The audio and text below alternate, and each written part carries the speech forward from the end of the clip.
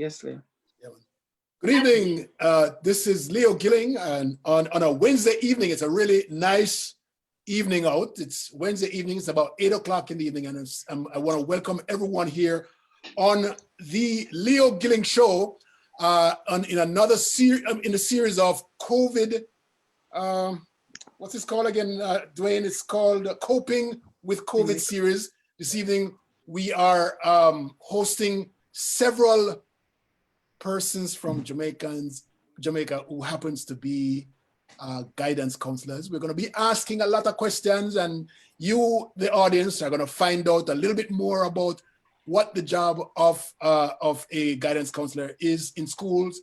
They're going to ask some other questions, and you're going to find out how they connect our community with our schools. Really great set of individuals here, and I want to welcome each and every one of you out there on Facebook, and also for the persons who are here on Zoom. Thank you for joining us. Let me welcome Dr. Grethel Bradford, who will be the moderator for this session. It's called the Coping with COVID series, a conversation with guidance counselors in Jamaica. Dr. Bradford. Good evening, and thank you, Leo. I do want to say that I am co-host with Dwight Dice. So we both will be sharing the questions and making sure that the conversation go and flow easily and everything. I want to welcome everyone on behalf of the Jamaica Diaspora Behavioral Health Task Force. I'm not hearing anybody. Ooh. The blue string.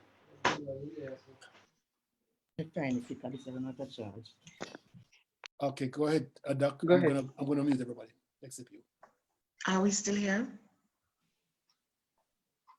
Go ahead, Doc. Wait, no, she's muted. So I want to thank you all for coming, and my co-host Dwight Dice will now introduce all the members of our panel, and I look forward this afternoon to a very hearty and robust discussion about the work of the guidance counselors and the importance of the guidance counselors in our education system, as well as in the lives of our children, our families, and our communities. Thank you for joining. Thank you, Dr. Bradford, and thank you, Sir Gillen, for having us, for allowing us to use this platform. I want to say that it's been a long time coming. We've had, in general, from the Jamaica Diaspora Task Force, we've had educators from all over Jamaica, educators in terms of principals, teachers, and also from the association. But this is the first time that we're going to be having guidance counselors. And in that breath, I would like to say a special welcome to my brother, Dr. Dwayne Dice, too, from the Education Task Force.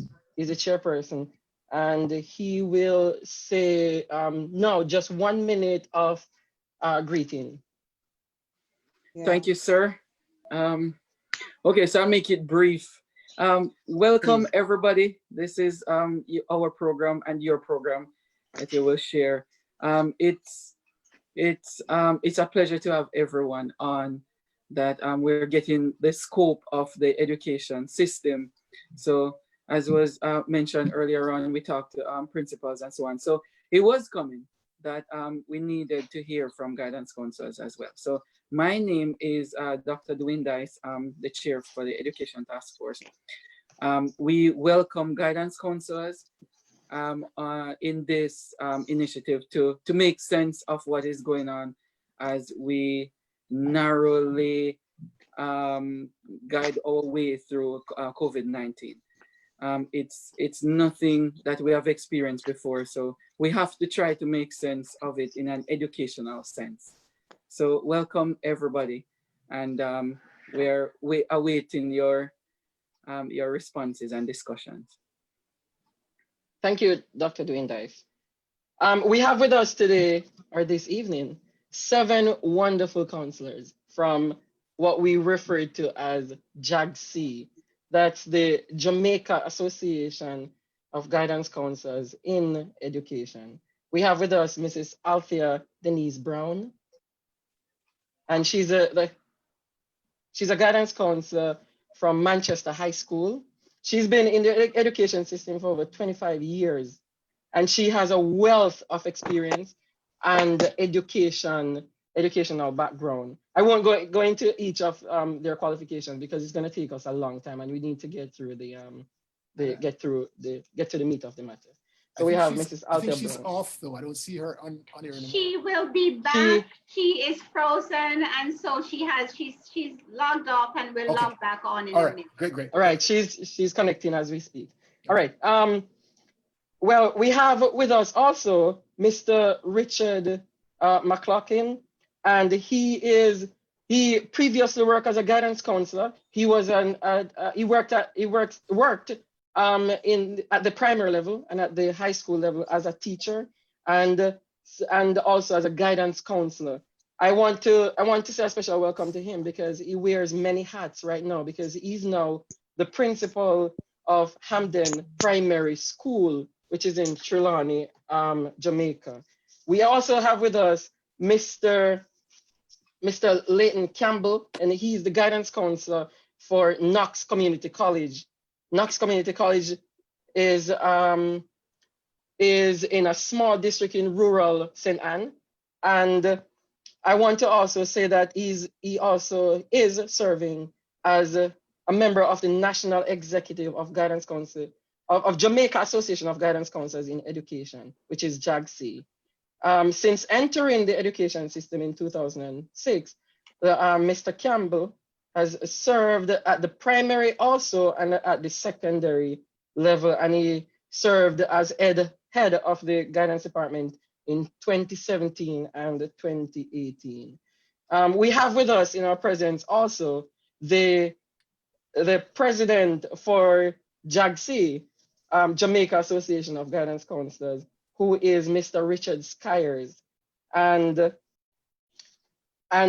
moving along, we have with us Mrs. Dolores Matthews Miller, and she also has a wealth of knowledge in the education system. She's been in the education field for approximately 31 years, and she is the guidance counselor and also the head of the department for Garvey Massey High School. I want to say this because, like I said, they have a wealth of knowledge and educational background, but her philosophy struck me the most, which is tough times don't last, tough people do. We have also with us Mrs. Denise Reed Drisdale, and she is the guidance counselor from Franklintown Primary School. She also is a motivational speaker. She's been in the education system for over 17 years. We have another prominent member of JAGC who is the president for Region 6, and he is Mr. Kirk Morris. He's also the guidance counselor for Portmore Community College. I want to say too that Mr. Morris, he also lectures at the Portmore Community College, lectures courses as in Introduction to Psychology, Disability Studies, and Counseling Strategy and Techniques, also communication too. I believe also let me just move along here. Right, I think those are our 7 counselors. I want to say also that Mrs. Trisdale also, I believe, we'll get that in. I think another one that I missed also lectures at UCC and ICU, or IUC rather, International University of the Caribbean, to get my facts right. So counselors, welcome. I was a guidance counselor in Jamaica for almost 6 years. I love those kids so much. Their passion actually was the reason why I entered that field. And I'm sure a lot of you entered that field because of the passion that you have to help people. As my brother and Sir Leo would say people first. My question to start out with you guys is, as we're going through this crisis, on the onset of the COVID pandemic, how can you share with us, briefly, what it felt like, your experience at the beginning of this, and what was your reaction? I want to start with Mr. Skyers, who is the president for JAGC. What was your experience like at the onset, your reaction at the beginning of this crisis? And before he does that, Dwight, I would like to ask Mr. Skyers to give our listeners and our viewers a brief outline of what a guidance counselor does and how it works in Jamaica. So just a brief overview about what you do as guidance counselors in Jamaica. Okay. Hi, good evening, Dr. Bradford. Good evening, Mr. Dice, and all the other persons on the platform, and also our viewing audience.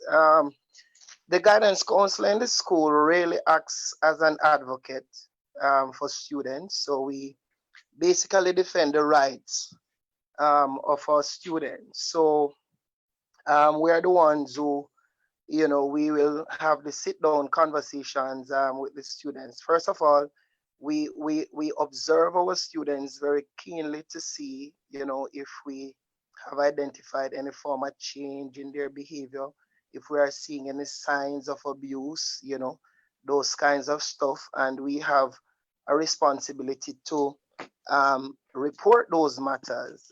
We do make referrals to Child Protection and Family Services Agency. We do that quite often. But the big thing is the guidance counselors, every September, the guidance counselors, they're expected to do what we call a guidance program. So the guidance program is developed out of a needs assessment. So we'll do a needs assessment of the schools. We do questionnaires and we get feedback from our students. And as a result, we plan interventions to address those concerns throughout the year. It involves a number of stuff. We also expose them to career opportunities. So we have our careers day, we have our Boys and Girls Day, and we do guidance classes as well. It's quite a lot. I'm sure that the other counselors would want to weigh in at some other point, but it's quite a comprehensive role that we play in the school as guidance counselors. Thank you. Right. So in response to Mr. Dai's question, what was my reaction at the outset of COVID-19? I think my reaction is similar to what most persons had. We were very frightened by the presence of COVID-19, seeing what it has been doing to people across the world, in the United States in particular. So we had a number of concerns. As president of the association, I was somewhat worried at the outset because COVID-19, because of how the virus is, it doesn't allow for, major gatherings.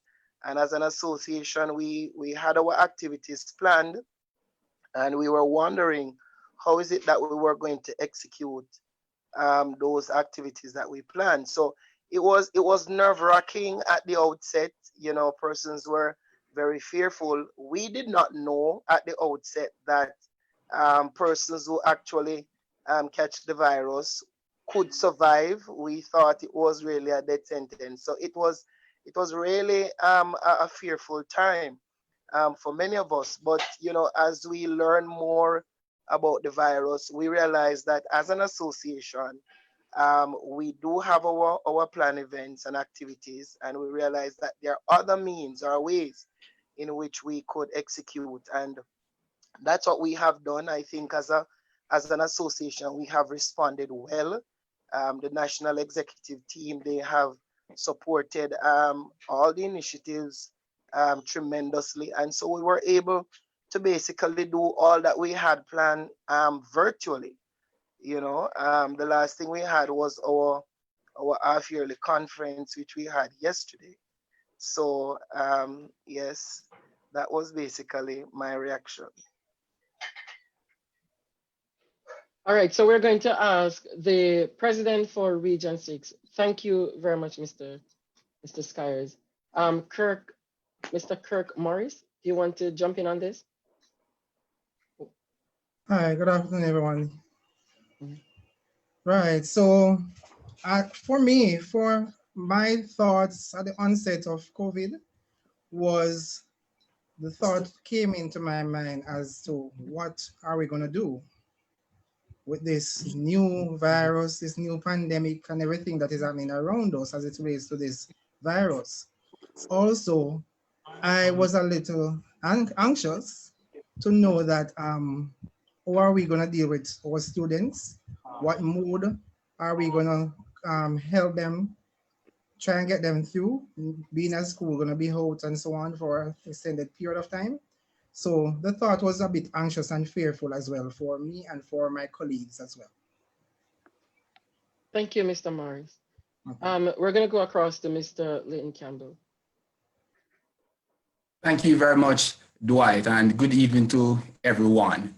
Yep. At the onset of COVID, for me, I think it was more of anxiety that affected me because I've been watching and listening what was taking place in China and in other places. And so I started to prepare myself as to, okay, this is not really a death sentence. In fact, I remember having a conversation at school with a couple of my colleagues. And one young lady said, boy, if this comes to Jamaica, all of us are going to die. Look on how that is doing across the world, and we are a small country. How are we going to manage that? But then I pointed to her that if you watch the recovery rate as against those who are dying, the recovery rate is greater.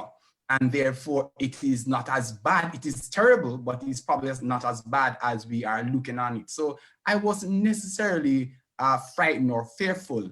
But when the first case was declared in Jamaica, then I become anxious because I don't know what is going to happen next, how far it's going to spread, who is going to be impacted. Is somebody or would somebody for me be impacted? What is going to happen to students? What is going to happen? So I was anxious. And then when we were told that, okay, school will be out for initially 2 weeks, I was kind of all right with that. I needed a bit of rest. But then when it was extended, I then become even more anxious. How long will this last? Because then I wasn't accustomed to be home so long, not doing much, just trying to adjust myself and learn more about this thing. And so I was pretty much anxious on the onset of COVID. That was really my reaction to it. Right, that's good. I like your calm demeanor, the way that you put it. So it eased the or cushioned the anxiety of the people and the students around you.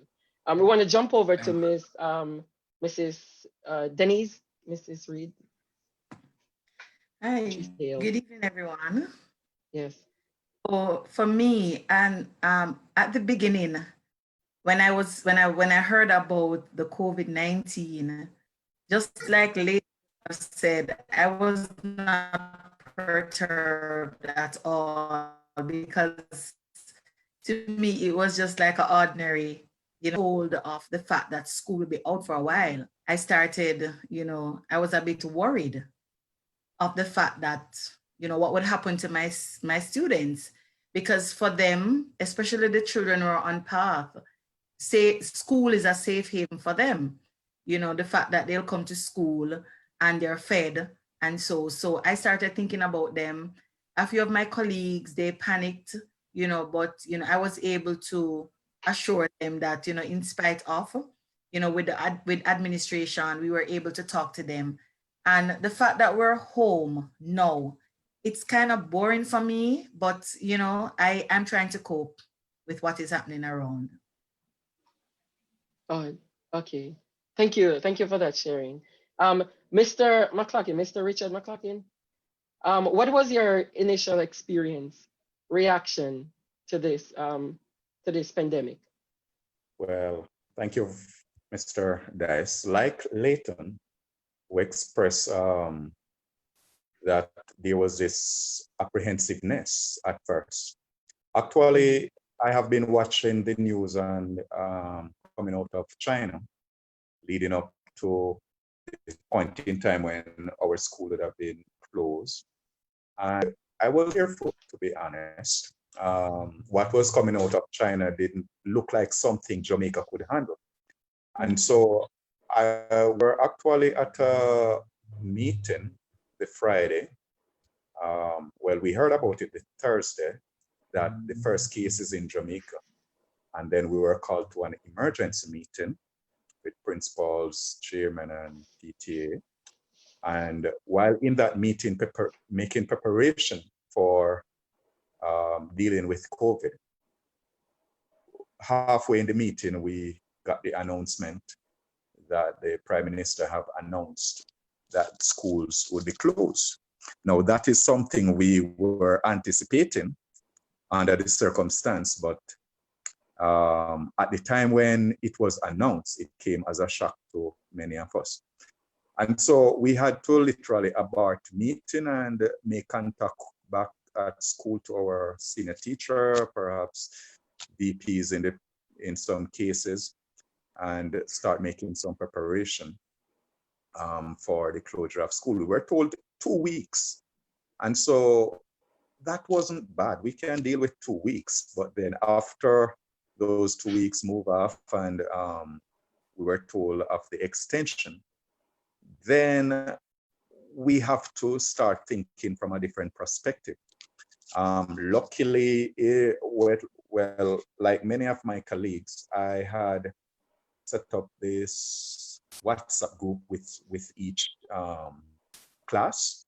The staff we were always on WhatsApp, and so we secure certain documents, brought home certain documents which we suspect will be needed to allow school to continue, because we were now told that we'll have to go online with classes. What has brought my calm after a few weeks into the whole pandemic is when the announcements began to come forward from the Minister of Health and also from our Prime Minister. Now, we were getting information as to where the disease is most prominent, right? And so we could always track that. Well, no guarantee, but at least we have an idea as to which parish or where exactly it is most prominent. So that brought a little bit of a calm as it relates to my worrying over my students and staff and my family, right? So we are coping though, and we have done well so far as a country. We have done well in spite. Yes, so that's coping, yeah, it is going well so far. Yeah, thank you. Thank you, Mr. McLaughlin. We're going to save the best for last, Mrs. Brown, I hope. So we're going to ask Mrs. Dolores Matthews Miller, share your experience very briefly. I think she's muted. Unmute. Yeah. Unmute yourself, Mrs. Matthews. I'll do that. I'll do it. Go ahead. Okay. Go ahead. Thanks for having me, and good evening, everyone. Good evening. When I first heard of the first case of COVID-19 in Jamaica, I felt anxious, a little nervous for my students especially. I thought to myself, students do not know how to social distance. I thought about the way many of them are commuted to and from school in loaded minibuses and taxis. I thought about the classroom spaces and how near students were sitting to each other. And I said to myself, the best thing that we can do is to immediately close school. After we close school and ensure that students are not exposed, because we don't know who else would come in and who went where and where. When school is closed, then we could take it from there and say, okay, we have them confined to one place. Now, let's see what else we will do. But my first fear was about community spread and the safety of our children and the entire school, admin, ancillary teachers, everybody. So I thought immediately, close school. And I was saying, how long are they going to take? They're waiting too long. From they hear the first case, they should close school. So that was my first response. Safety first. Thank you. That's amazing. Good. You guys are very calm so far. There's no frightening behavior. Mrs. Brown. Althea? Are you hearing us, Althea? I think she's okay. Oh, there she is. Okay. Thank you, everyone. Mm-hmm. We shared. Am I frozen again? No, you're good. You're good. Go ahead. Yes. I started following the response of the world to the virus from, I would say, end of January, because my adult daughter just migrated abroad and she lives on her own. So I wanted to ensure I followed the news every day, to the extent where I noticed that not many people in Jamaica were talking about it coming on to February. Mm-hmm. And I carried a burden because I had to, I decided that I had to let everybody think this is normal. So I went to school and my students began to ask me questions. In fact, it was very weird the way the children saw the event. One of a particular class said, do a talk on the book of Revelation for us. Don't you see that the world is coming to an end? Miss, we're not hearing from you guys. And I had to say the best thing that I could as a guidance counselor. When February came, another of my colleagues, we began to talk about it because we have what you call some comorbidities. Commodity, yes. Yes, yes, we comorbidities. Yes, that C word. And we were saying that we are not hearing from the government enough of what's about to occur. But I started listening to everything and I made note of how we should behave. I started keeping in touch with my families abroad, and I started to hold my family together, especially my daughter, you know, who was saying, Mommy, people are dying in Canada and people are dying. We're seeing that people are dying in the European belt and China.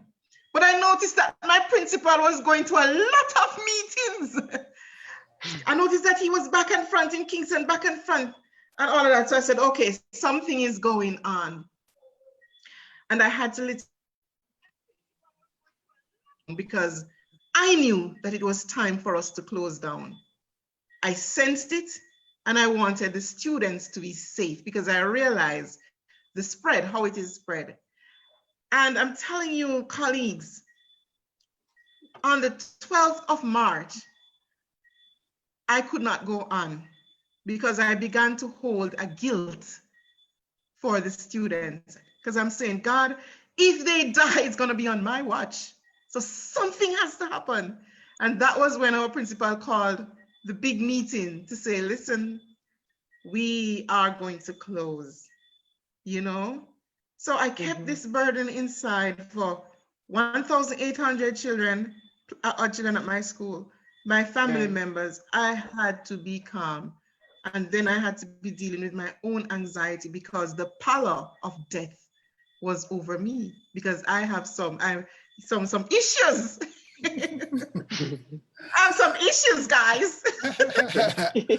Althea, you take me down. You take me right down. We're doing quite fine with all of the people them talking, you know, and upbeat about, you know, the COVID, and then all of you just take me all the way down. I mean, not to sleep, but just to just in the way that I start feeling sad, you know, that this happened, you know? No, but it's the reality, yes. So, it's the reality, yes. and we want to touch. But you're right. We want to touch the core. You're right. Because this is how we're going to see how we climbed out of it triumphant. Oh, that's what more I hear.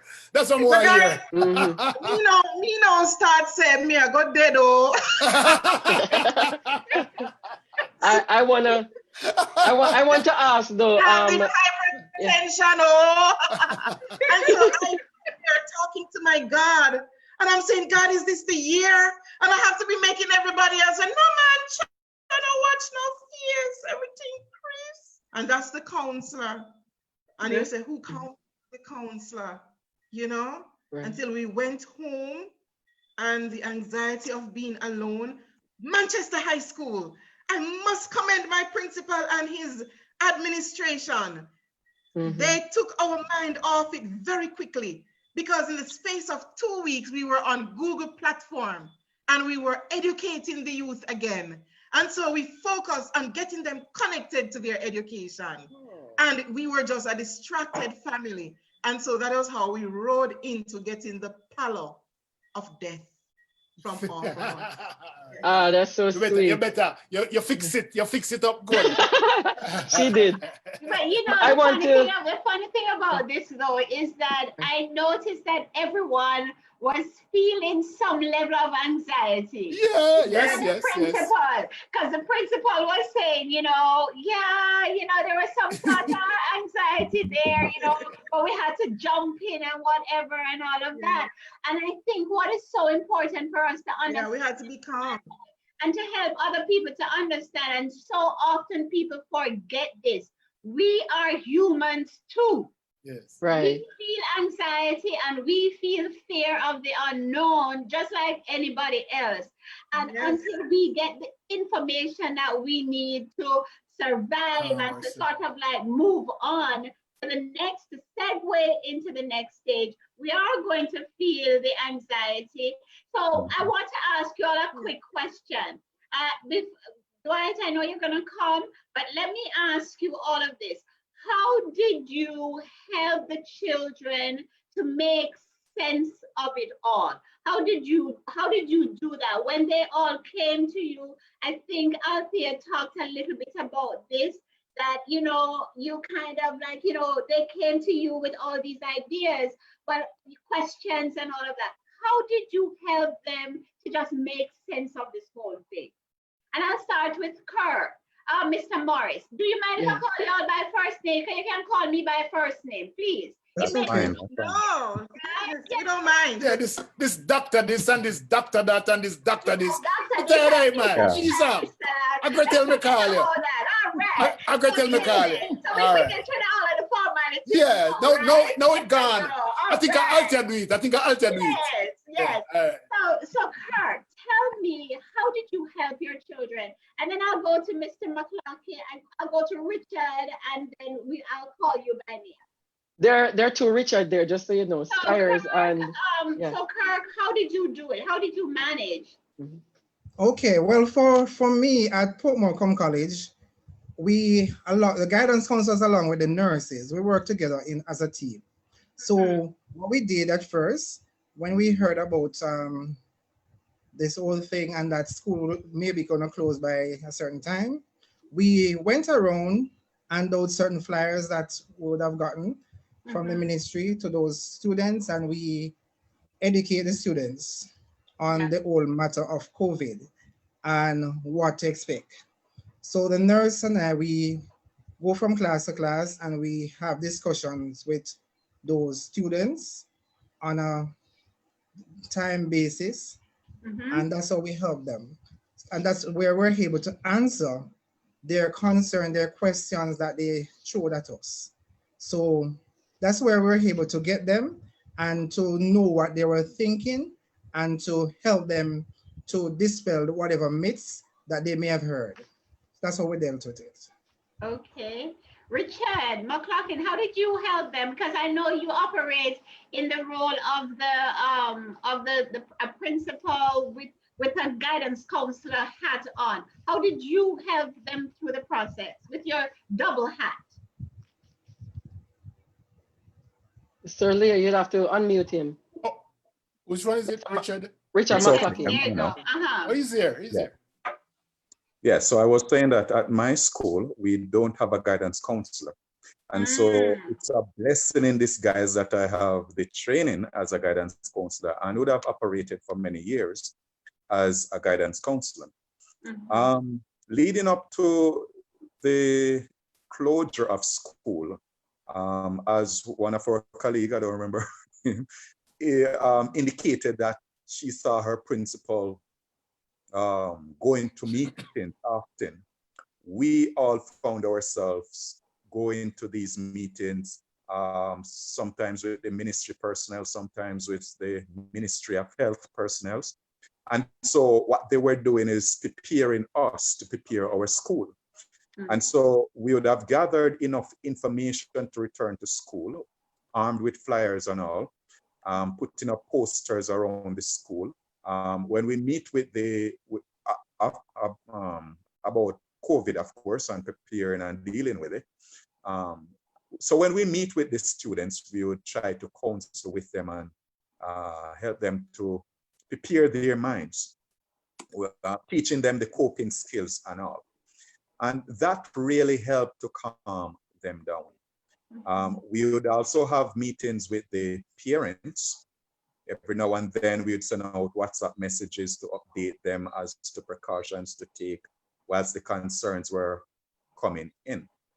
So it was really a double cap. Yes, I had to act as a principal and as a guidance counselor in preparing the children and helping them to understand what was happening, what is likely to happen, and how we can cope with the whole situation.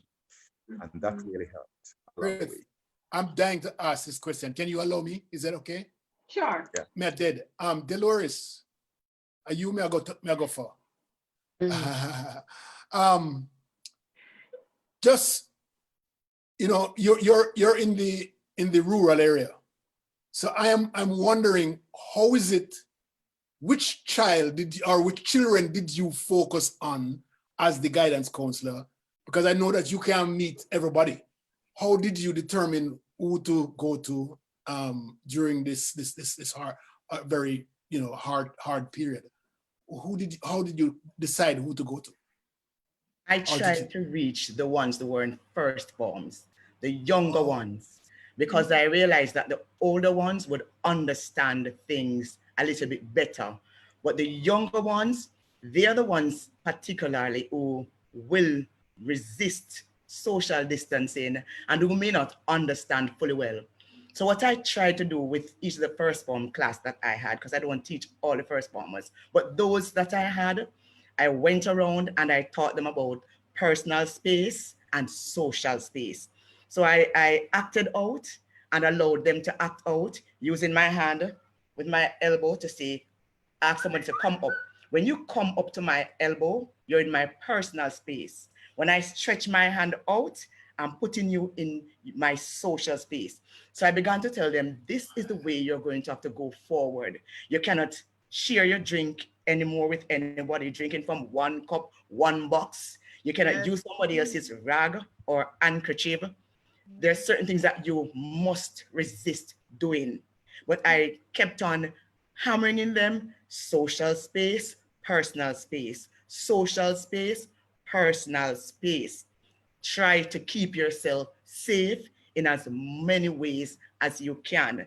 This is not a death sentence, but if you do not protect yourself, you can become infected, and we don't know what else may happen if you become infected. So I taught them, most of all, social space, personal space, and being safe, and helping protect yourself and your other classmates. And I was mostly concerned about, did your job stop after the COVID started? You guys went home. Oh, no. Yeah, that's it never stopped. It continued. Right. What we did after the COVID started and we realized that school was out, my department, we called a Zoom meeting that included the 3 guidance counselors and the Dean of Discipline, because we teamwork. We checked our feelings. We did our temperature check. How are you feeling since the COVID-19? What is happening with you and what's happening in your family? And we sort of encouraged ourselves and tried to strengthen each other.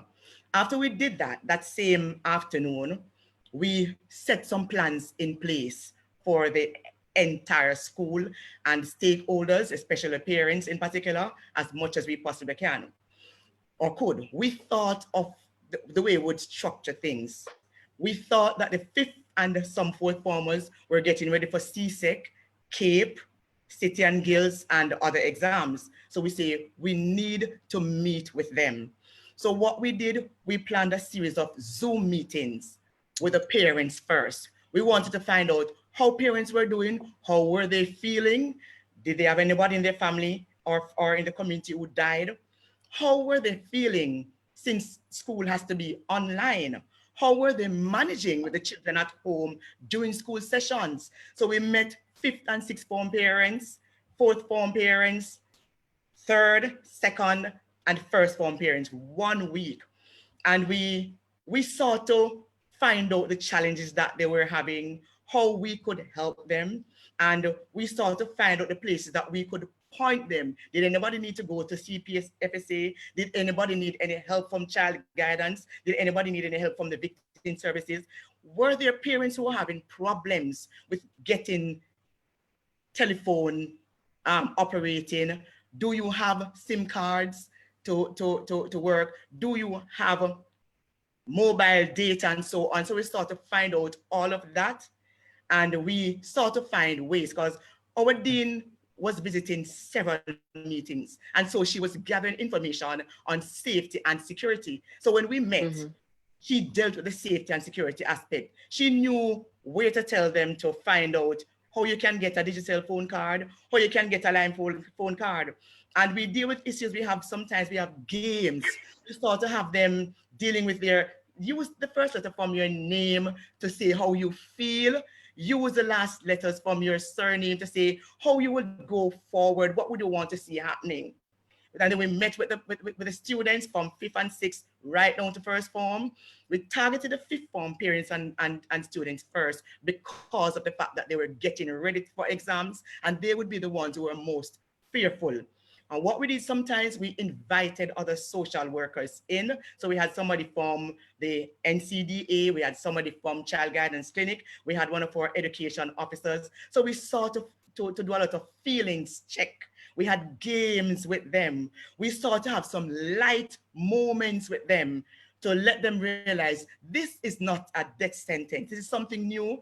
It's challenging, but this tough time will not last. We told them that almost every evening. Tough times don't last. Tough people do. We have to find ways and means of dealing with this. And we encourage them. We try to find out who was not online for classes and so on.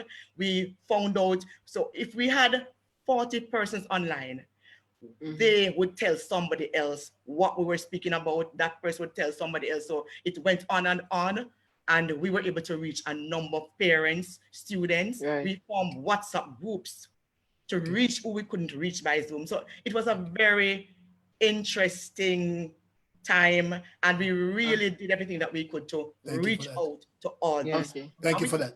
Excellent. There's a quick question here that I have. I want to make a comparison before I go to you, Dwight. Please forgive me, but I'm hearing Miss Miller, and this is at a high school. I hear the high school, and I hear the community college. So I know Denise is at the primary school, right? She is at Franklin Town Primary. Franklin Town, right. Town. How was it different for you? Because your population is totally different, and I don't see her. She just dropped off a while ago. I don't see. Oh dear, she just dropped off. Okay. Yeah, she just dropped off a while ago. All right. So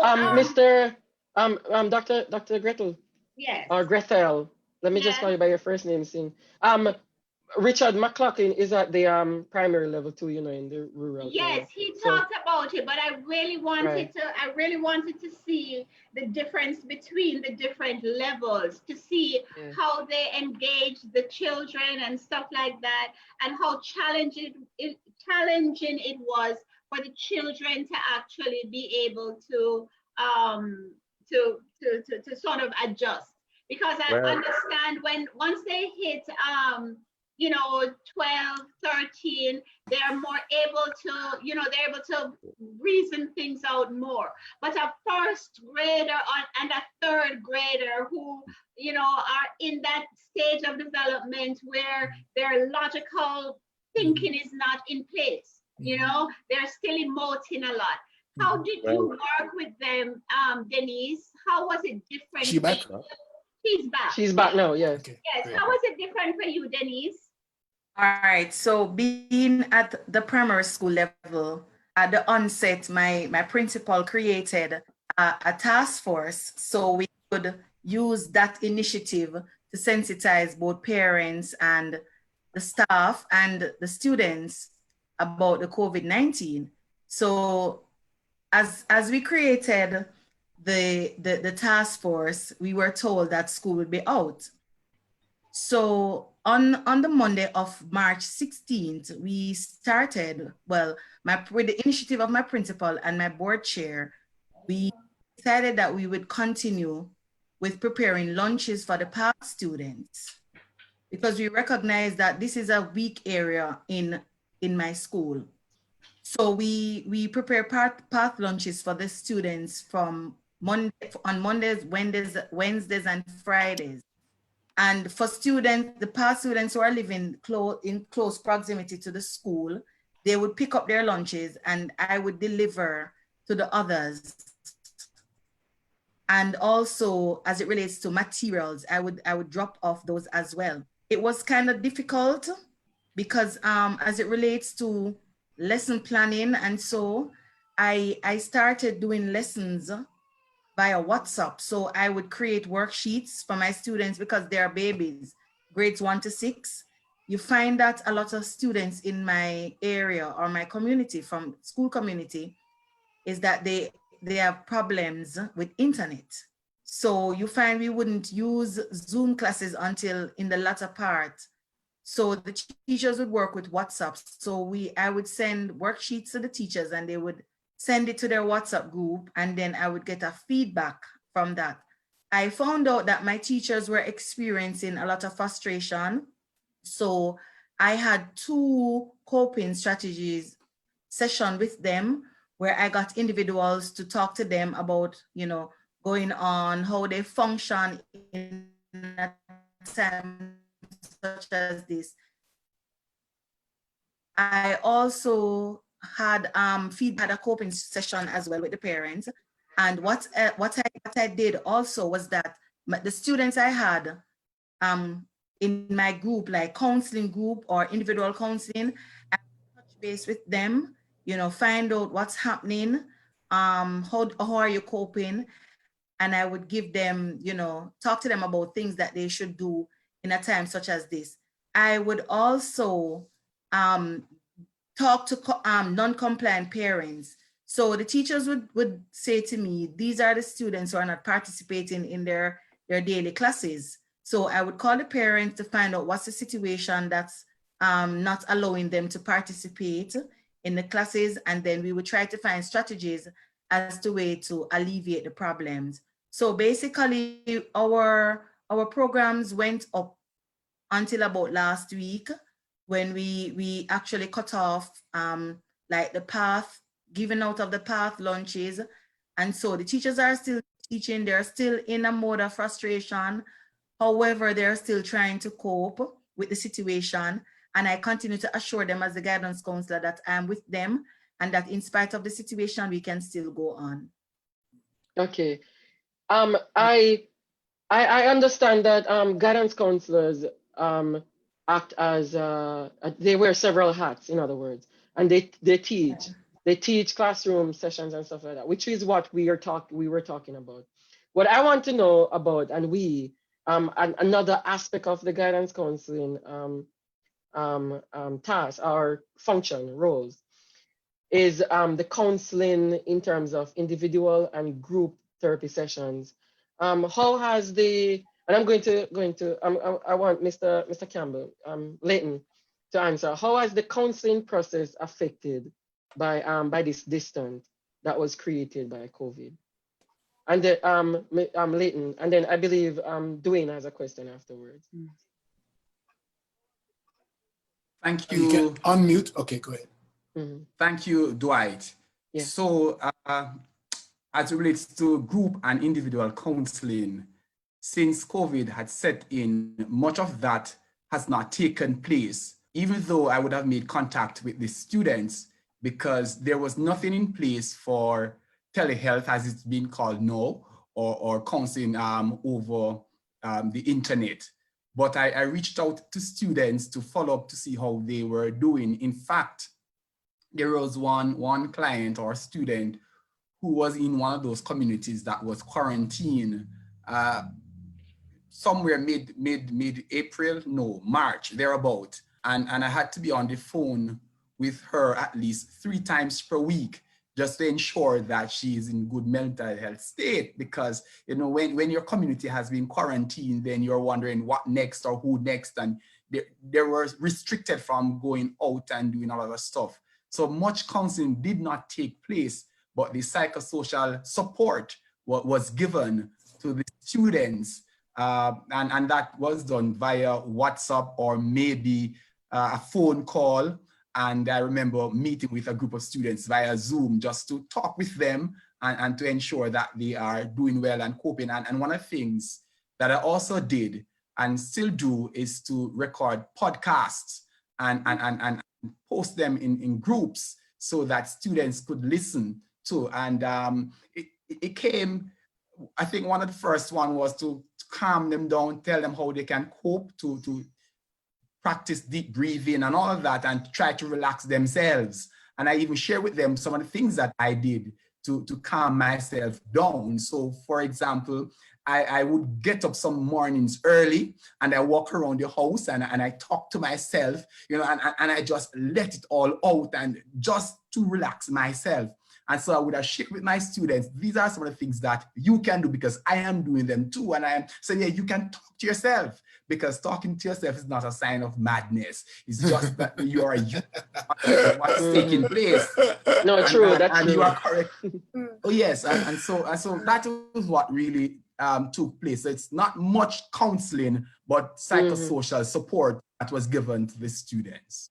Yeah, thank you, Leighton. I'm sure the other counselors would share the same sentiments, if I may. Dwayne. Yeah, thank you.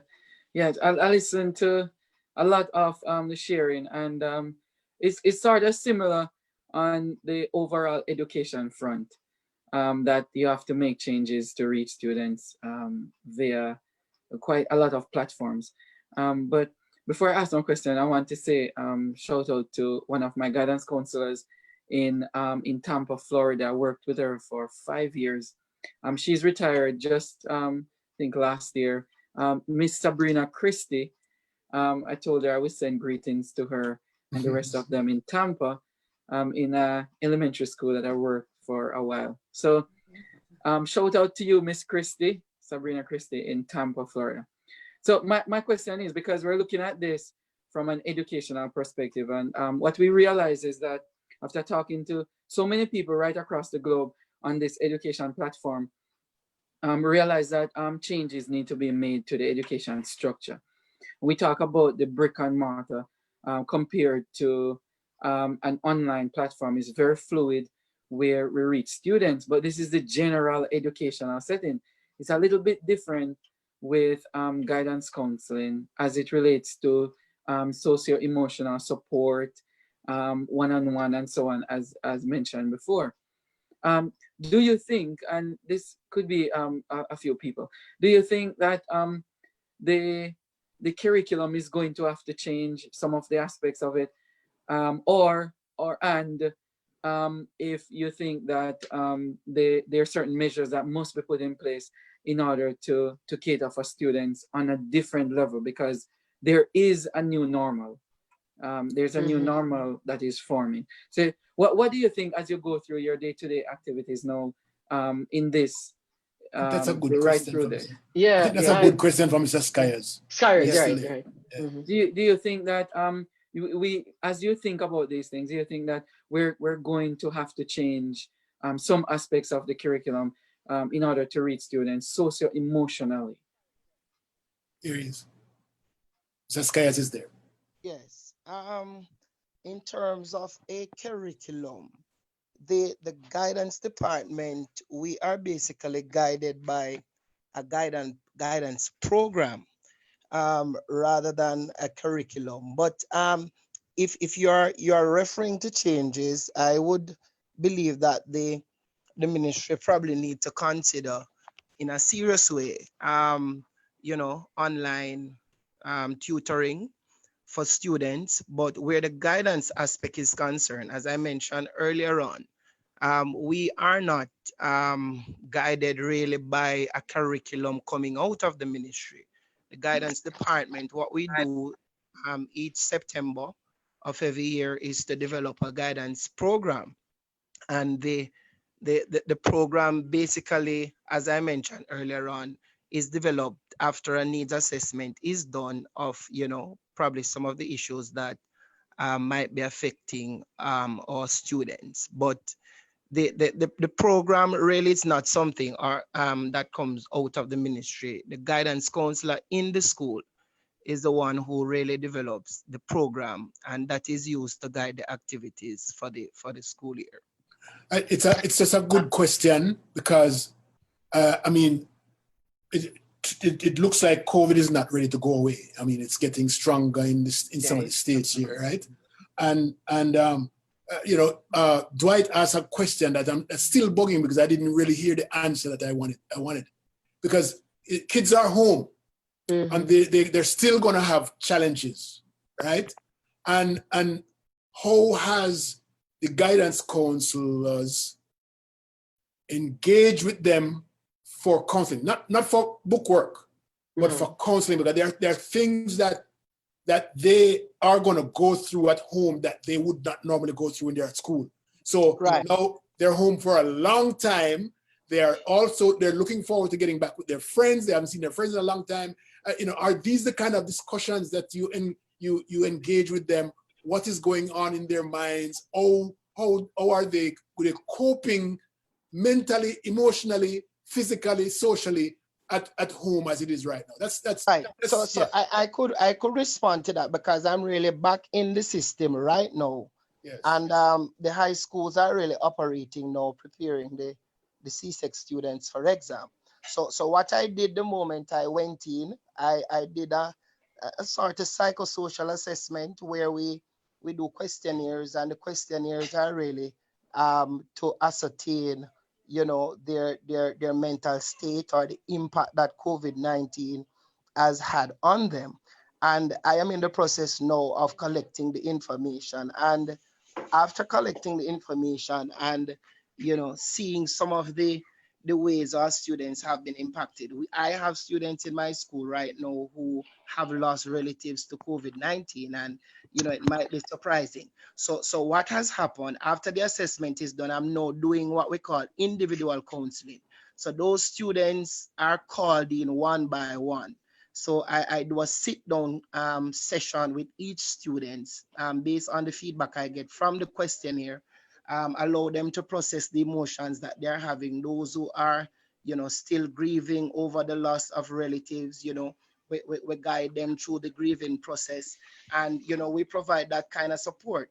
I also find out that there are a number of our students whose parents have lost jobs as a result of COVID-19. So what I did just today, I kind of write a proposal to the principal and attach the list of the students who have been affected by COVID-19. Their parents have lost job and some of them are struggling financially.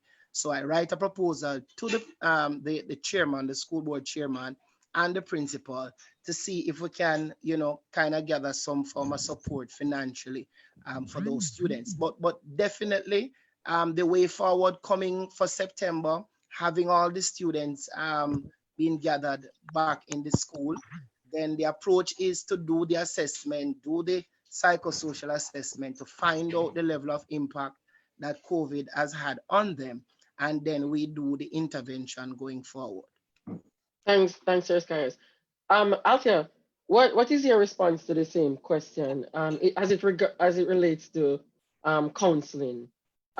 Because we know that we can do work on other platforms, but in terms of from the guidance, from the counseling aspect of the counselor, what's your experience during COVID? Now, Dwight.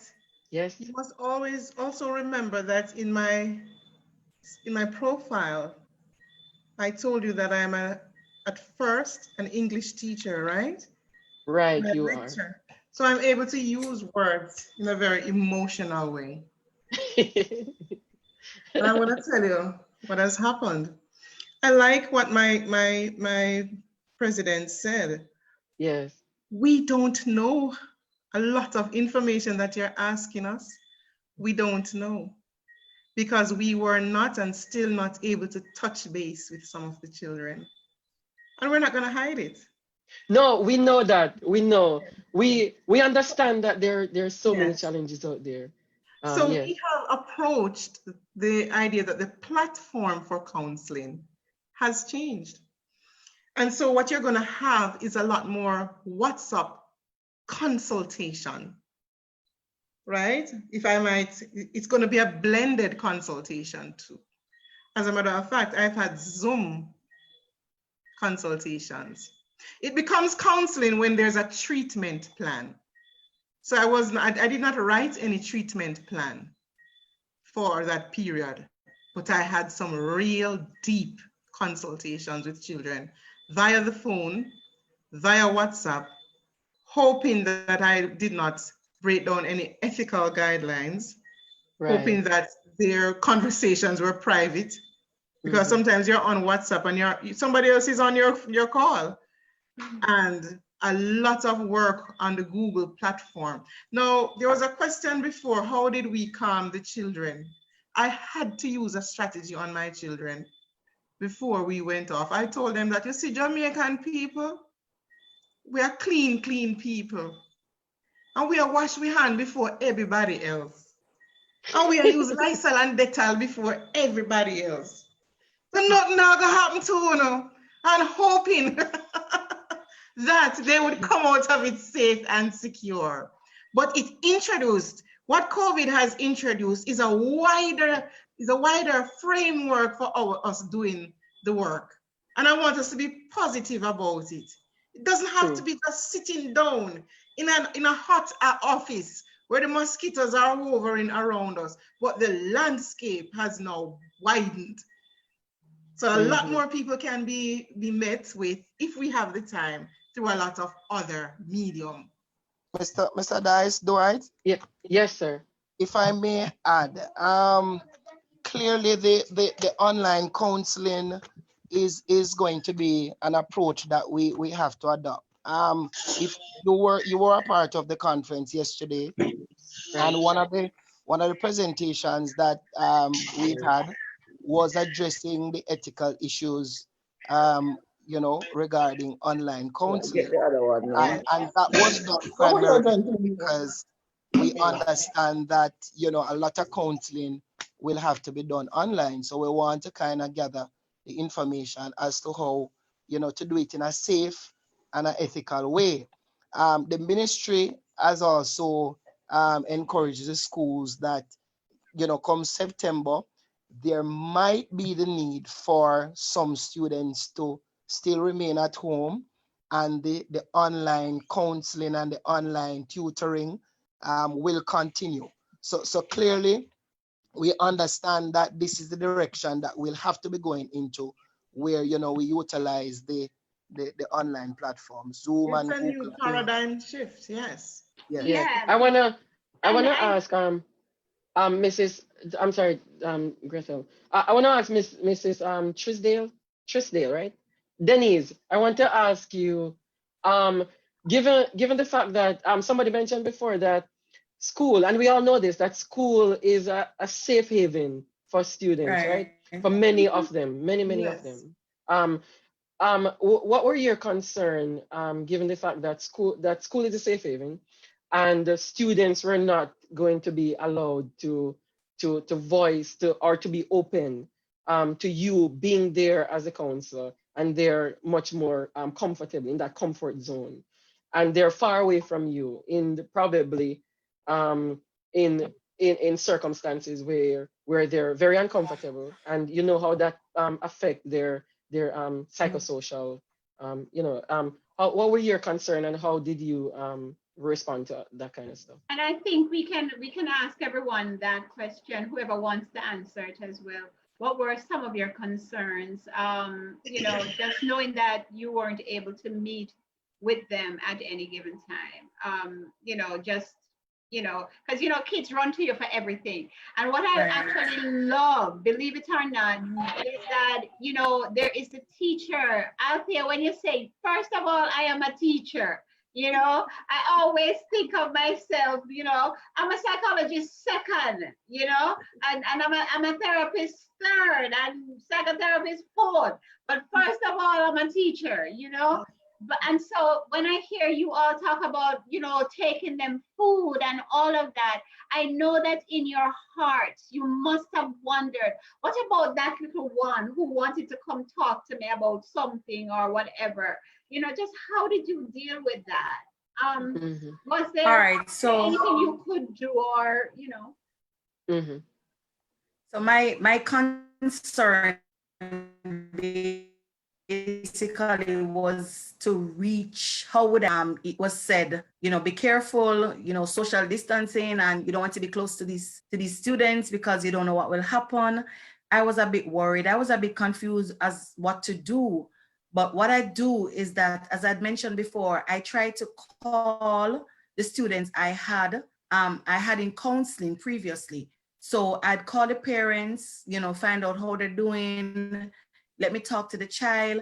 And so, you can't say everything in front of the parents because, they don't want you to know what the conversation was with the child, or the child wouldn't want them to know what the conversation was, if they came to share something with you. So, it's basically of a checking up to see, how are you, how you doing? And the other strategy that I used was that I asked the teachers to liaise with the parents. If any of the parents are having issues with any students, I would try to intervene. So there was this one instance where I was told of a particular child, and I tried to do a home visit. I tried to take the necessary precautionary measures, and I did a home visit. The child, she wanted to talk to me, but the parent being around, it was kind of difficult. So I am really concerned about that.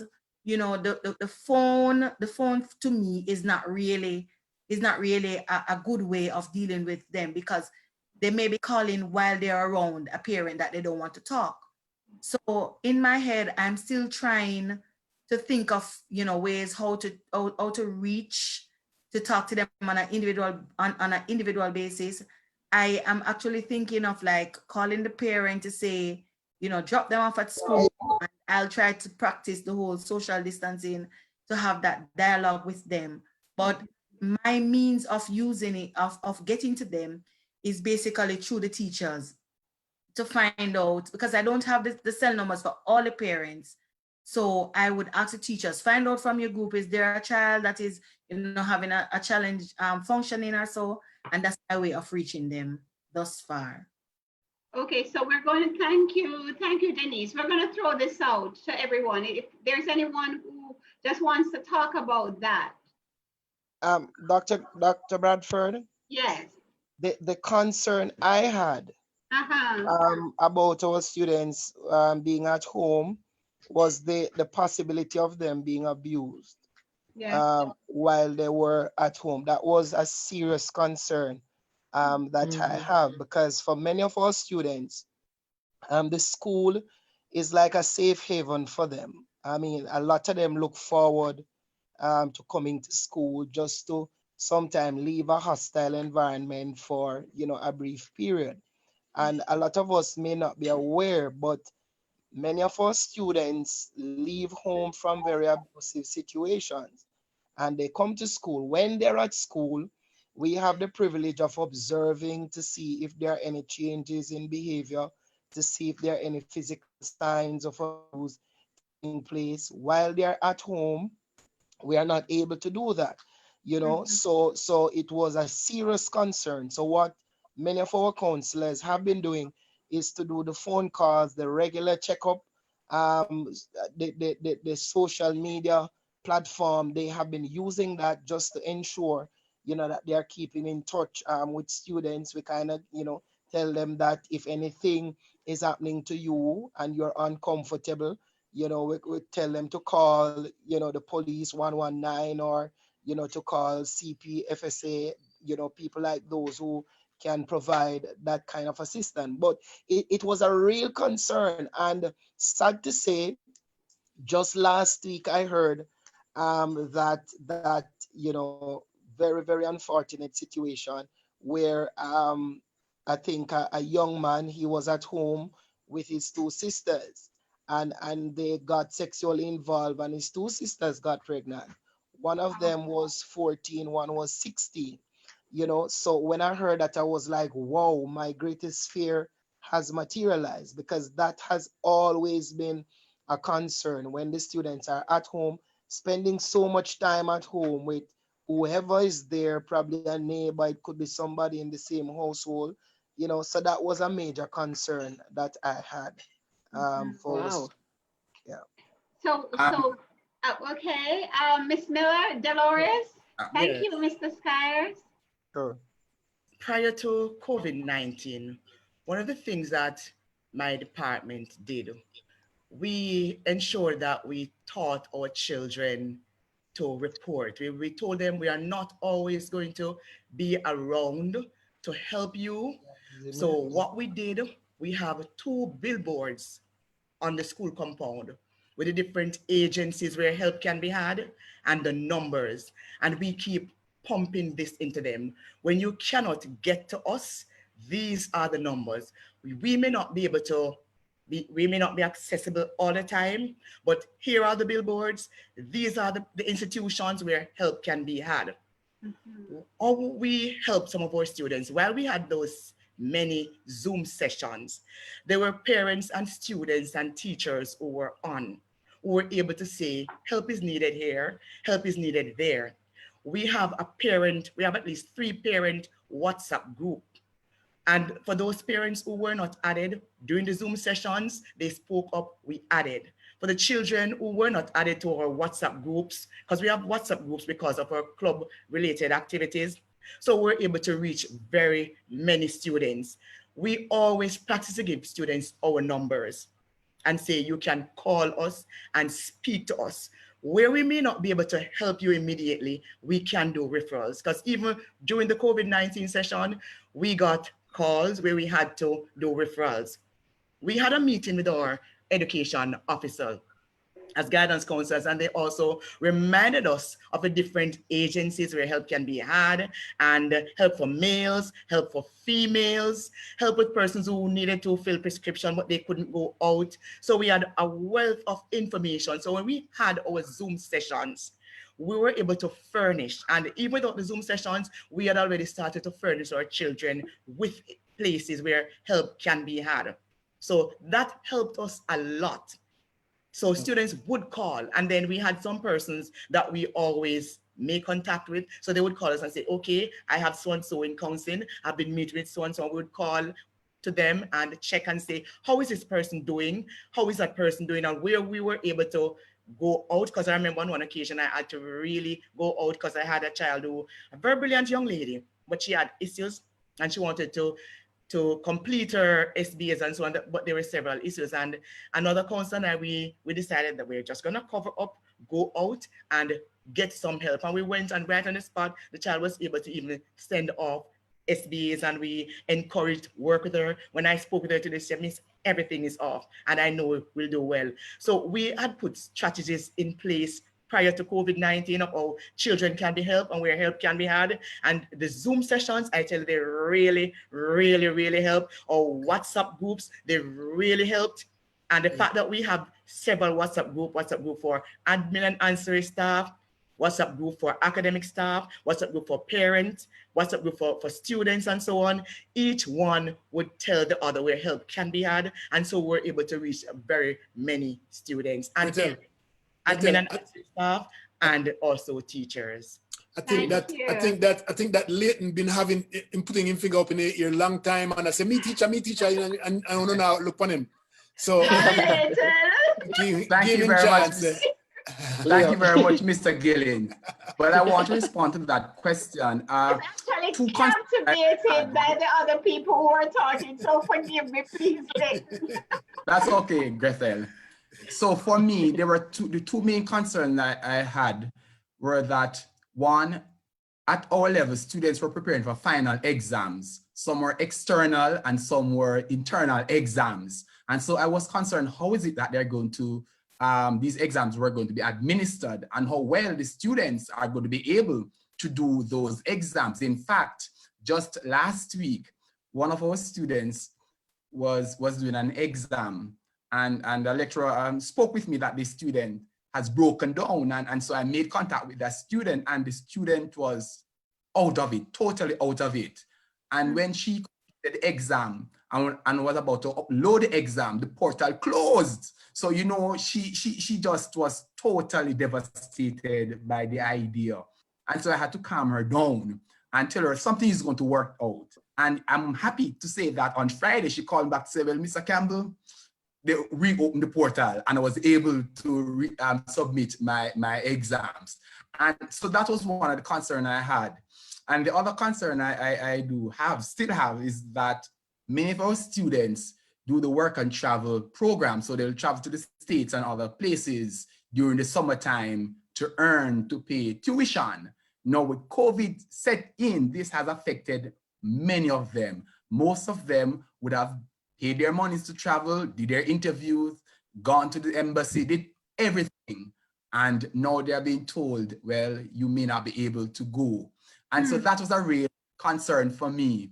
And it was very, very good news to hear, to say that when I contacted the Ministry of Labor and Social Security to inform that students are entitled to at least 75% refund of the money that they have already spent. And in some cases, if they can negotiate, they can get more than that. And so that was concern. And also I had to find other means to suggest to them. Some scholarships are still open. Some are closed, but some are still open. And you need to try these and make contact with the MP. Talk to your pastor, talk to everybody who you can get money from. Think about everybody, local and abroad. And so those are two major concerns for me at the college level, because I know that tuition is costly and that most of these students are depending on parents, and parents are out of job for some of them. Some are depending on traveling and going to work, and that is out. And some of even the local programs, some of the programs that they'll do here probably would not be offering at this time. And so that was a real concern for me, and still is a concern, because there are many students who will be affected by this. And so the administration, I'm sure, in dialogue with my supervisors, we have been trying to say how best we can assist these students. Another concern I had also, that some of these students live in remote areas, and to access data service and to get the exams done, they probably don't even have the money. But I'm happy to say that we had a discussion. Well, I had a discussion with my supervisor, and a couple of days after, she asked me, give me the names of the students that you feel may be in need so that we can try to reach out to them with data service. Honestly, I did not have their names with me, but I got permission to go to my office back at school and get their names and submit the names to administration so that the students could have been helped. So we are trying in every way possible, but at my level, those were my two main concerns. Yes, there are other concerns, but these two were the major ones for me. Thank you very much. So thank you. We're going to go to Richard and then we're going to go to Kirk. All of you make bum come up all over me. I mean, I'm literally having goose pimples and I'm just like, You know, all of a sudden I've gotten this new word in my vocabulary. Awesome, just awesome. I'm just sitting here thinking about just how awesome you all are, you know. You make my heart sing. So we will ask Richard first, you, and then Kurt. Please repeat the question, Doc. What was the question? What was your main concern? Okay. Sorry. You see them Okay, just right, the charm main me all concern. together, you know, them charm me so much. Sit down tight. Sit down tight. Sit down tight, Gretel. Sit down tight. You have captivated me a while ago with what you were saying. Yes. What were some of your main concerns, Richard? You know, in terms of, you know, the whole thing. Yeah. The kids and stuff, the children. Well, there were several concerns. I must say that I operate a very small school. More than 50% of my students are on path, and we know how important it is for us to take care of their meals during the course of the day whilst being at school. And so being out of school, there was this concern as to how they were managing. Thank God, however, to the ministry, for a period of time, they continued to provide the Nutri products. And we, as principals, would get them out in the community and do delivery to the children. So that sufficed for a while. When that was all over, we also reached out to NGOs. Well, may I tell you a success story? And I must big up my teachers. When that was all over, and one teacher came to me and said, "Sir, we have some children in the community who are desperately in need. What are we going to do?" When I made consultation with the other teachers, we decided that we'd use money from our pockets and put care packages together, and that we did. It was such a success. That's very nice. I like that. Yeah, we did that. Buy up their rice and flour, all the little basic things, you know, from the supermarket. Amen. That's good. Yeah, that's very Like good. Amen. Toiletries, all of those stuff. The response from the parents were so overwhelming that we realized that the needs are great out there. And so I must now big up Mr. Dennis White. He might be listening.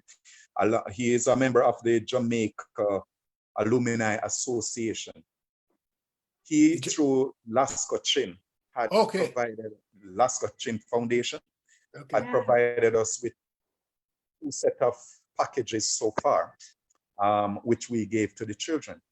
JAAHS, that's JAAHS, right? Yeah. Yes, yeah. Right. Great. He didn't stop there. We know that some of our students had difficulty with data to be in line with the teachers.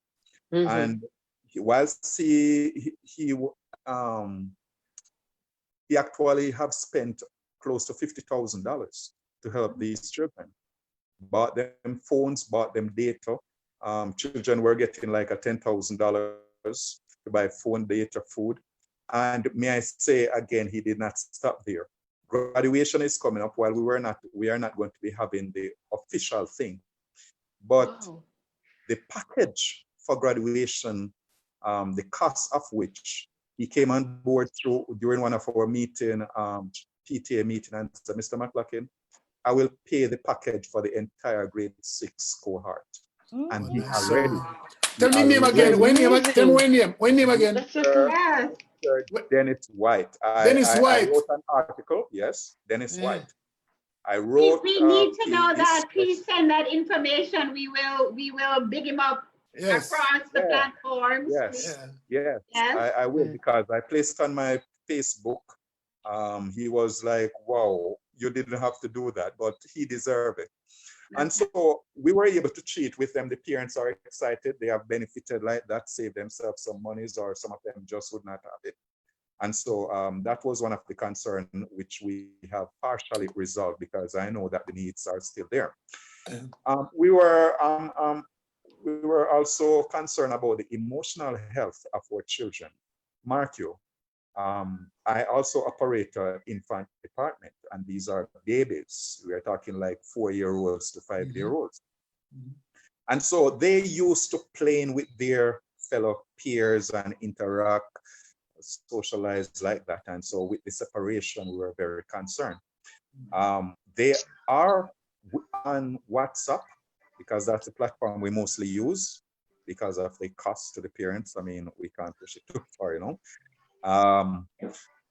They are on WhatsApp with the teachers, and we would get worksheets from the Ministry of Education to submit to the children. And I said to my staff, no, these are not enough. We need to allow the children to hear our voice as teachers. So I said, the videos must be there. They must be seeing your face. They must be hearing the voice of their other colleagues and seeing them. So that was facilitated, and that bring a level of calm. Sometimes I get into the WhatsApp groups and see the discussions which were going on, and I was just excited that we are able to have them meeting like that. And so that was part of the concern. The whole matter of security for our children was another concern, as Mr. Skyers has indicated, that whilst being at school, it's like a safe haven for them. At least we know what they are involved in. We can see the changes which are occurring and can pick up on different things that might be happening to them. Outside of our presence, we cannot monitor that. However, it's a very close-knitted community that the children are from. And so once something happens, it's not going to be kept private. I know it's going to come out. So far, we have not heard of any adverse matters with our children, and I give God thanks for that. We are in communication with the parents, and even while we did the drop-off of these products, we were able to communicate with the children to find out how they're doing. And I mean, they are excited. I can see the excitement on their face. Yeah. The teachers are able to communicate with them online like that. I mean, children don't keep secrets, I must say. So if something is happening, they are going to say it. They are going to say it. Here are a couple of things that I'd like from the guidance counselors, because it's very important, because we at the JDTAN, the Jamaica Diaspora Task Force Action Network. I hear it now? No. Good. We need to. I don't know. Oh, Joyce. Okay. Good. Joyce, maybe someone new. Okay, got her. I got her. Someone new came on. There you go. Thank you. So here we at the JDTAN. Yeah, but I'm still unmuting. She's unmuting herself.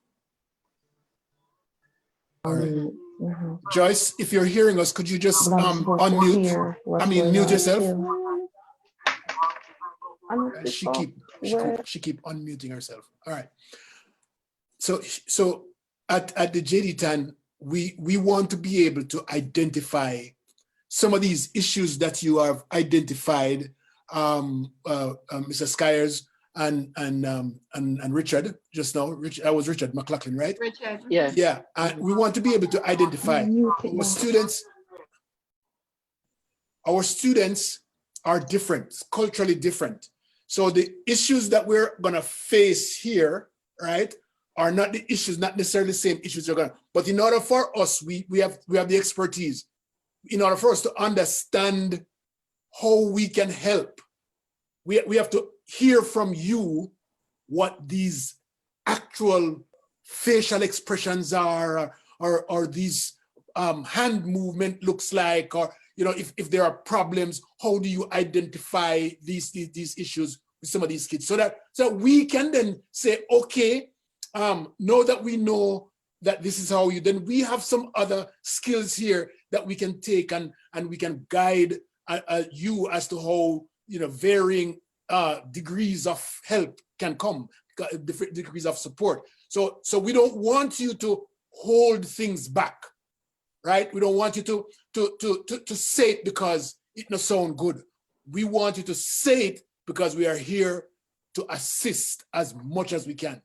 And that's why I'm so excited about having guidance counselors here, because I've worked with Casey Jones some 4 or 5 years ago, but we never had the chance to do this again. And so I am very, very happy to see this, because I believe that you have a closer relationship with the family unit, that you're able to understand more about the child than the teacher actually is in class, right? The teacher is more concerned about the structural content of delivery and stuff, but you are concerned about their emotional, social, family well-being. And then all of that together, you can help us to help you. We want to, and we really, really, really, really, when I go to a meeting that Gretel keeps on a Sunday, there are 28, 30 psychosocial, psychologists, family specialists that are there. Therapists. They are so willing to help. But the one thing that I don't want them to do is to assume that they know what the help is needed. And so we want you to just talk and talk freely, and so that we can help. All right. And so this will happen after. This will have this. Yes. This is a conversation, Leo. It's the beginning of great things. Thank you. I want to say that. And so it's a matter of you helping us also, because as I hear you, believe it or not, I'm hearing you talk about, Mr. Skyers talked about the tele counseling and stuff like that. I train counselors, and sometimes it is, they worry about the ethical part of it. They worry about, am I doing it right? Who is hearing what? And I remember just a couple weeks ago, one of them said to me, Dr. Bradford, what am I going to do? What if the family is there and I know this child is always sad? And I said, okay, then you need to bring that, what do you call it?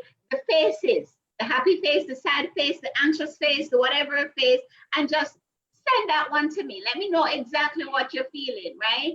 And so that was one way that my student was able to reach out to the child and know that the child was really, really, really, really sad, very sad. And just a picture alone. So the telemental health and the telecounseling is something that I think Mr. Skyers is an absolutely wonderful idea.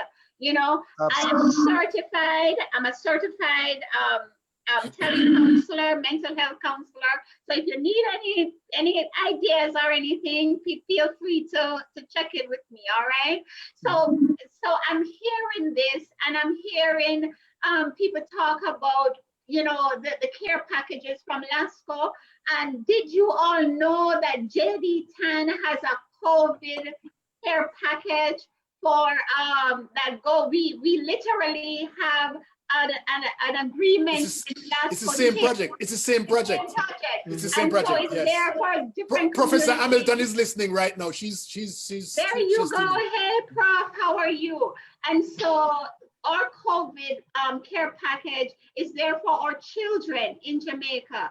And we want to know that as well, because when we hear this, we can go onto our network and we can say, look, there are 30 kids here who need this, or families who need this.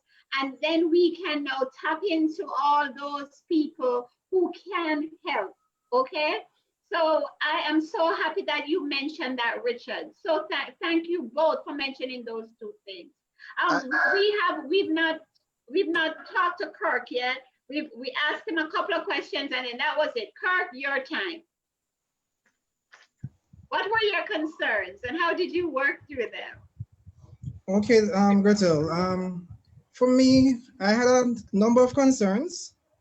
Like Leighton, one of my concerns was the fact that students with exams, how are they going to manage with not in school face-to-face and have to be online to do their exams, and the mode of how the exam will be done and so on. That was a concern of mine. Mm-hmm. Also, the fact that the first initial that came to mind as it related to concern was, how am I going to get in touch with my clients or my students? I used to interact with them, because there are times that I just step outside. I'm in my office doing work, and I just go outside and have conversations with my students.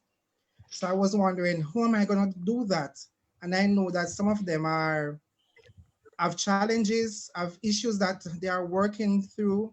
So I was really concerned about them, and especially those who were in counseling before school closed, where for like grief counseling and so on, who have lost a loved one. I was wondering and perturbed as it relates to how am I going to reach these students, being that I left school without my logbook when school closed down, and the numbers are in the files at school. So how am I going to get in touch with these students? Also, what happened as well was lecturers who had my number or the other guidance counselor's number, they WhatsApp numbers to us of students that were going through issues, and we made contact with them. Also, the VP of Student Affairs at my school, which is the head of my student support services, he set up an hotline where students could reach us, and we could set appointment for them and speak to them as it relates to whatever matter that they were having on the phone. So that's how we address that aspect of it. And also I had to go back to school for a few numbers for the ones who were in grief counseling, just to get in touch with them, because I wanted to know how they were doing during this time. So that was an issue for me and for the other counselors at my school as well. So also, what we did is that once we get in touch with those students, we speak to them, we have the different conversation with others who like they would have known who didn't have our numbers, to pass on the numbers to them so that we can talk to them. So yeah, it was a challenge at first, but we found ways to overcome those hurdles and get in touch with our students on a day-to-day basis. Yeah, thank you. Thank you. Thank you. That's wonderful. Guys, I wish we had the entire night to talk, but we'll have more of these panel discussions. My question is, I think we can start out with Richard Skyers. The I know this is overwhelming, and there are much more that you could have shared, but what are some of the things that you have learned? You know, very briefly, maybe in about 40 seconds. What are some of the things that you have learned during this COVID time, and how are you going to use these things going forward? Well, personally for me, I think I discover courage, a great level of courage to take on the challenges that came along with COVID. Because as I said at the beginning of the program, my concerns basically were that everything where the association is concerned would have probably gone on a downhill. But with the encouragement of some of the national executive members, we dug deep, and we basically decided that we were not going to allow COVID to kind of put us in a shell. We were going to get out there, we were going to allow our presence to be felt, and we were going to carry on with life, because we realized after a while that COVID is going to be here. We'll have to find ways to live with COVID. And so we decided that we were going to just go ahead and do what we needed to do. It was a really challenging time for me, because I'm saying, wow, why COVID in my year as president? I had, plans and all of that. But thankfully, I didn't allow the COVID thing to kind of, get me down. I was able to, gather some courage and just push on with the support of the team. So, I'm really thankful for the achievements that we have made thus far. As a matter of fact, if I may add, I think COVID really created a number of opportunities for the association, because the features that we got, the highlight that the association got, I doubt would have gotten it if things were normal. Okay, that's good. You know, persons Good to hear. wanted to reach out to the association to find out what was happening, what we were doing. And so I was able to do a number of interviews on you know, different media houses, TVJ, and different radio stations. So yeah, I found great courage that I never knew probably existed. So yes. Yeah.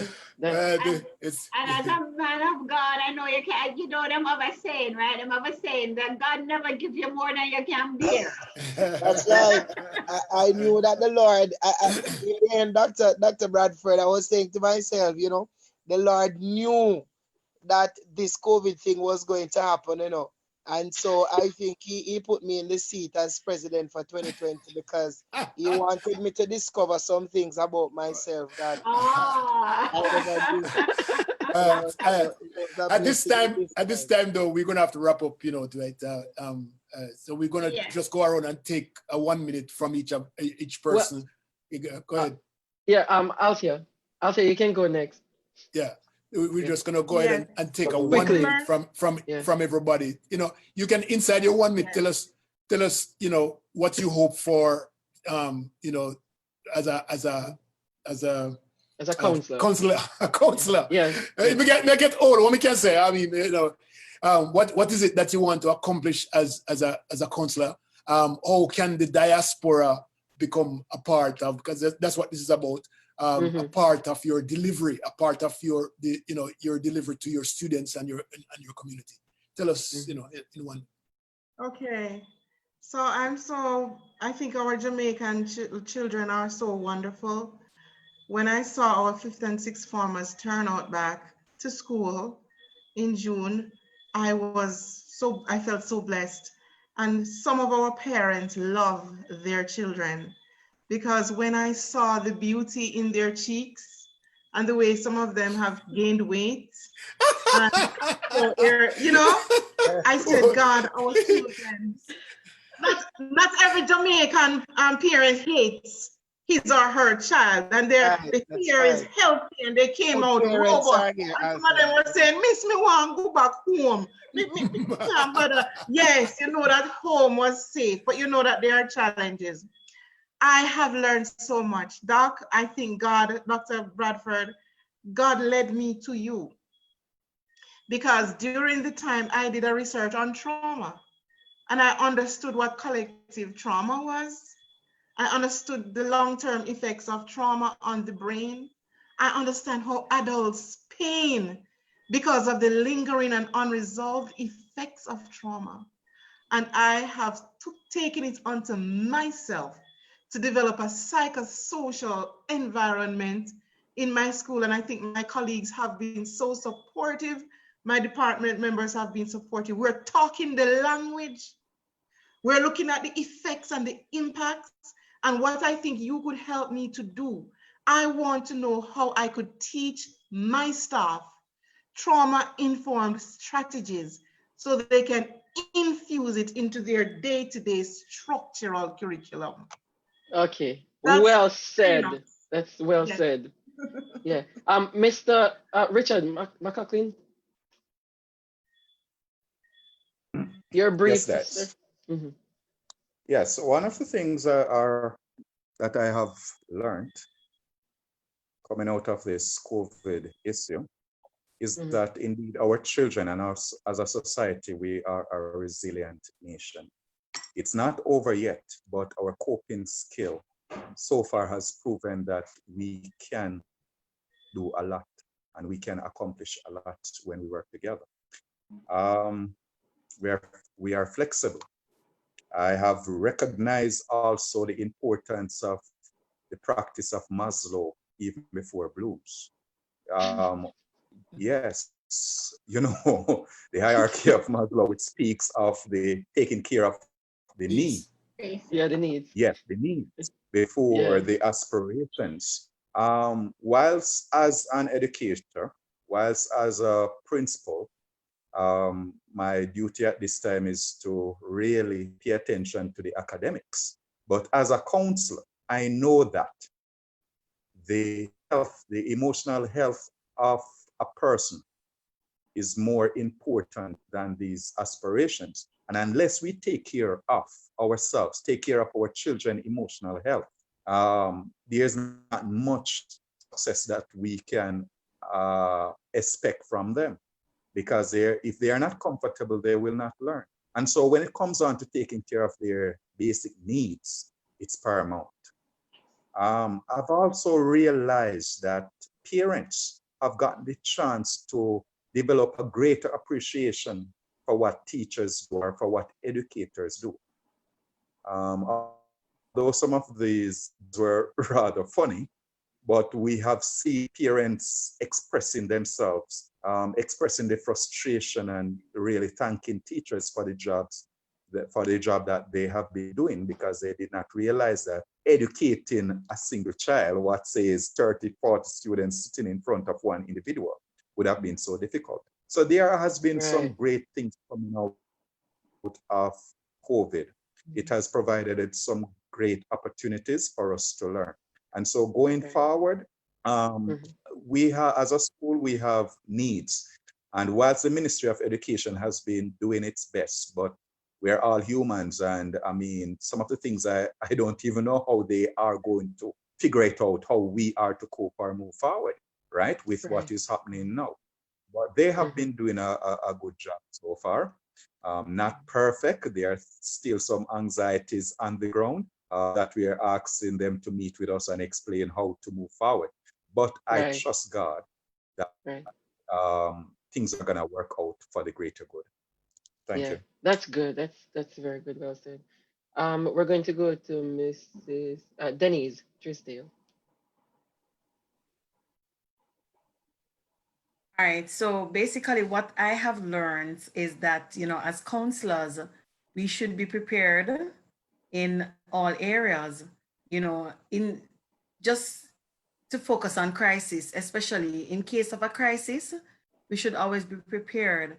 What I really would like the diaspora to do for us as counselors is to train us actually, you know, in different areas as it relates to telephone, you know, counseling, dealing with trauma, you know, even thinking about self-care for ourselves, because sometimes we take care of students, we think about the teachers, we think about the different staff members, and we don't think about ourselves.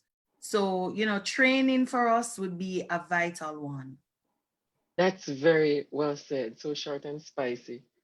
And we will engage in more of that training and support. Leighton? Thank you. So for me, one of the things that I have been reminded of or learned is that as a nation, we can be a responsible set of people. You know, when I listen to the announcements that were made by the Minister of Health and the Prime Minister and what we needed to do as a people to ensure that we are safe and minimize the impact of COVID and how we responded well, it reminds me, or I have learned that as a nation, we are a responsible set of people. We can be responsible if we need to be. And so that's one of the greatest lessons I've learned from this situation. Now, one of the things that I would want to be helped with, like Denise, is the whole matter of telehealth. I think that is important, especially now, legal implications and what are the strategies can be used. So in that area, I think for me would be one of the greatest need at this time. Thank you. That's good. Thanks, Leighton. I'm going to save Dolores for last. Kirk, do you want to jump in and give us your brief comment as to moving forward, what you have learned and moving forward, and what the diaspora can help you with? Okay, thank you, Dwight. So what I've learned is that we're special. We have to understand that some persons are not fortunate as we are. And I've learned that during the time of COVID, when we had to give out food packages for some level of staff and also students, and also credit for our students to access online platform for learning. So we have to be grateful for everything that we have, because some persons are not so fortunate. Also, going forward, what I am hoping that as counselors, we try to engage our students more. We try to learn what is happening with them, and also to find solutions to certain problems that they face. And also what I want for the task force to do is training in various areas, as Denise has said. For me, grief counseling, trauma, telephone counseling, and stuff like those. And also as it relates to care packages and so on for our students and staff who are in need as well. Thank you. That's very well said, Kirk. And Dolores, do you want to take us home? Briefly though, you can take us home. What is he saying, Denise? What is he saying, Dolores? COVID-19 yes, has taught me or reminded me of some things. People are important and more important than we sometimes make them out to be. We won't always have them around us. So when they're around us, let's treat them well, value them. Do not procrastinate. There will come a time in life when something that you want to do, you may not be able to do it. And had you done it before, you may not have met into something that prevented you. So don't procrastinate. COVID-19 has also taught me that self-care is very, very important. You cannot give what you don't have. So it's important to take care of yourself first before you hand out to anybody else. In going forward, I'd love for us to be taught about telephone counseling, to gather more information on trauma counseling and how to deal with crisis, not only just for the counselors, but for the teachers and also for parents, because they know the parents have them at home. Some of them do not know what to do. So if we can reach to our parent groups, and we have a large parent association, the Jamaica Parenting Association, if we can reach them with some of the things that they need to know, so that when issues affect children and we are not available, they will understand even 10% of what to do. So while we're training our counselors and we want to train the persons in the classroom, it's also important to train our community people, because when we don't have them at school, they are the ones who are going to have them. So I'd love for this organization to be able to help us to find some ways in which we can train our counselors and also train our parents and other persons who will be able to help the children at home when we are not around. We'll not always be around. And I want us to all learn to embrace change, because change is constant. All right. Constant. It will come for better. It will come for worse. It can come to make us stronger, and it can come and destroy us, but it depends on how we deal with the change. So let's all be open to change. It will come. As long as we live, there'll always be change. How do we deal with it? It's another story. Bless you. Thank you. Wonderful, guys. I know. Hand over to Go ahead. So I do want to say thank you all for being a part of this conversation. It's the beginning of many conversations, I am hoping. I hear you, Dolores, when you talk about parents. There are several people on my task force who are more than willing to come on a platform like this and teach parents and talk to parents about different strategies that you think would be important for them to learn, so that you know they can support the work that you are all doing. I mean, I am trying not to use the word awesome, but it just keep on coming. So forgive me. The absolutely wonderful work. Althea, you have to help me with my vocabulary, all right? Because it just doesn't seem to be going past awesome at all. So I just want to thank you all. What is the word? Tell me the word. Splendiferous. Splendiferous. Splendiferous. Make it up. royalty of Manchester are you there? They're going to look for you. Please know Hey, that guys. we are here. And I know Leo, he has to shut the show off, but thank you for spending this 2 hours with you. I think we have spent more time with you than with other people, right, Leo? Yes, You right. see That why is we are exactly right. counselors, you see? You're special group. You You're see? special. All right, just so you know. All right. So I just want to say thank you all, and we will talk. Somebody was trying to call you. Dr. Bradford. Skyers. Yes. I mean, just in 20 seconds, I just want to say how elated we are to have you on board with JAGSI. When you reached out to us, it was an absolute pleasure having you and the team on board.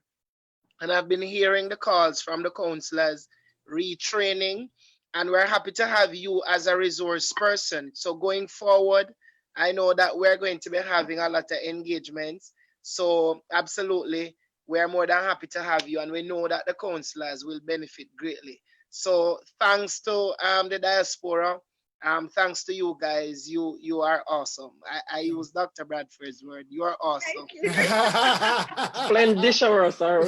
Splendiferous. I'll use that one. Yeah. I'll use that one.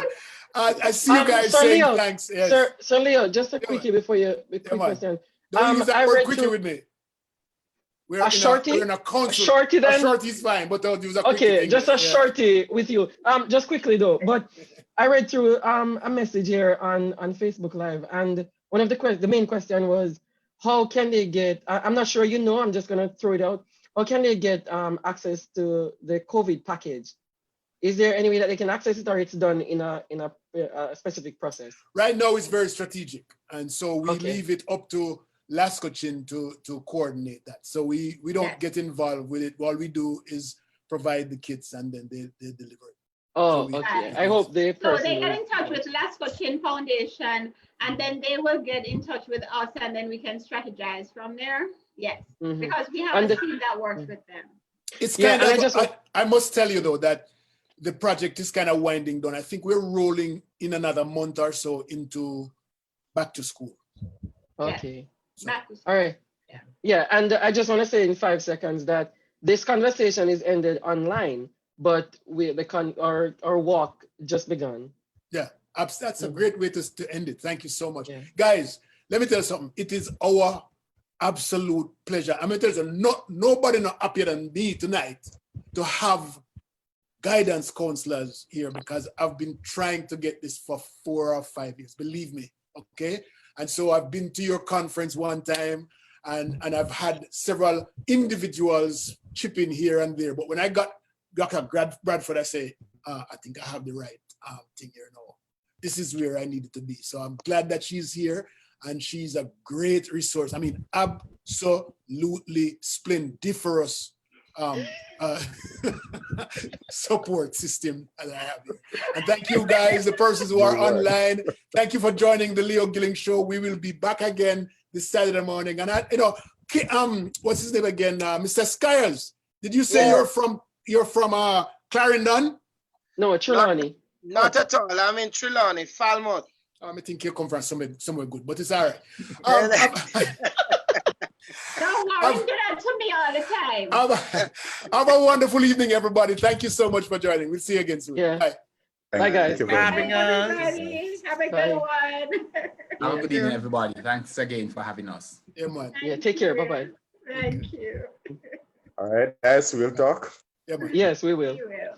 Bye-bye. All right.